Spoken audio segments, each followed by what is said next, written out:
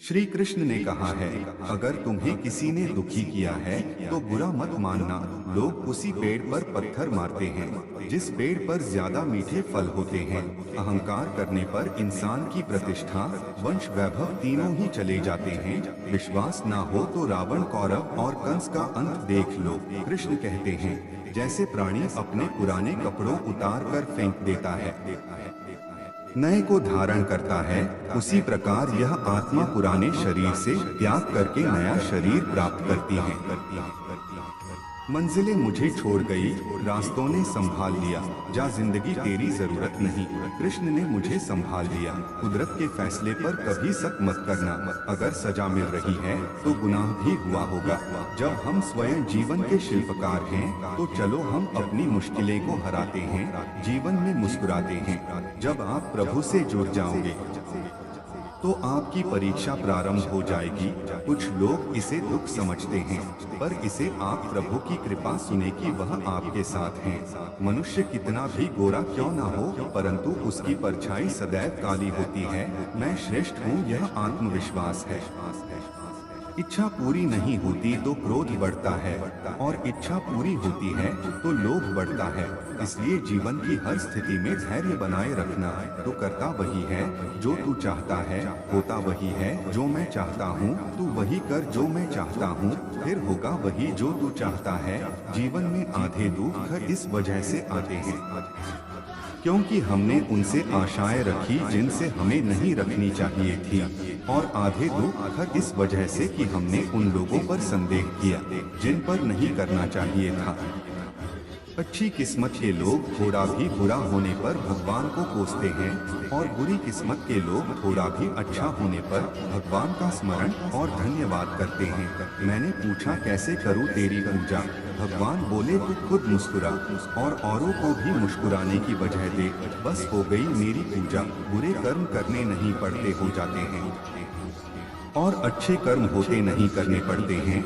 जो दूसरों की तकलीफों को समझते हैं, जिनमें दया है, दिल से अच्छे हैं, उन्हें दोबारा जन्म लेना नहीं पड़ता।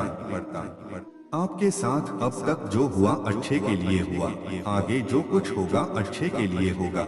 जो हो रहा है वो भी अच्छे के लिए हो रहा है, इसलिए हमेशा वर्तमान में जियो, भविष्य की चिंता मत करो। कृष्ण कहते हैं, यह बात हमेशा याद रखो, कैसे भी हालात हो, किसी प्रकार का अन्याय, पाप या किसी भी गलत बात का समर्थन नहीं करोगे, चाहे वह पति या पुत्र। कृष्ण कहते हैं, अहंकार मत कर किसी को कुछ भी देकर, क्या पता तू दे रहा है या पिछले जन्म का कर्जा चुका रहा है।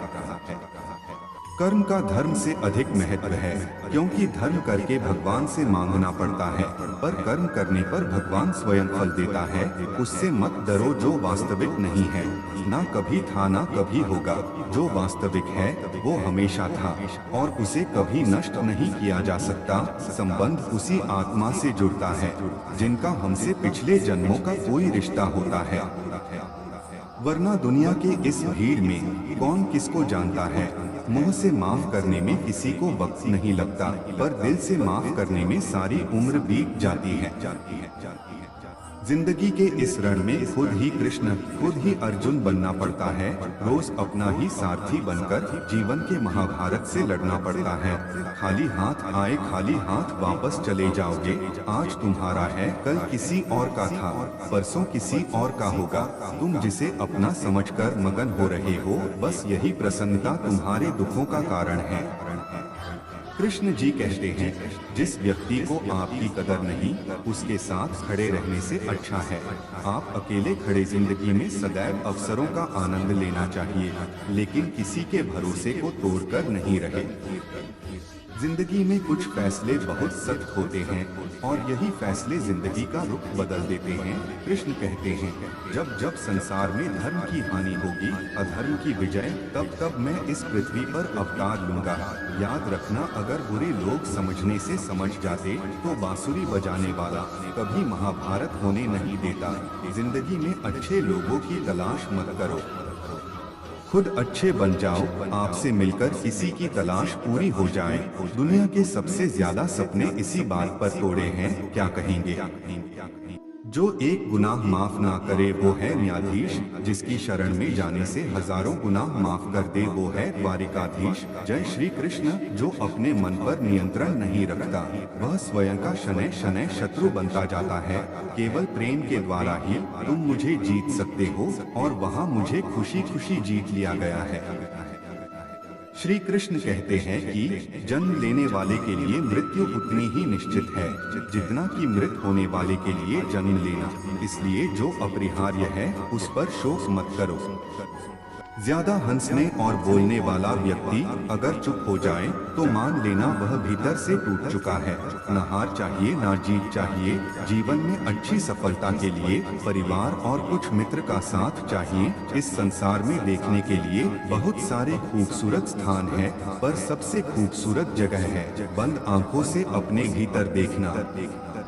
जैसे समुद्र के पार जाने के लिए नाव ही एकमात्र साधन है, उसी प्रकार स्वर्ग के लिए सत्य ही एकमात्र सीढ़ी है, कुछ और नहीं।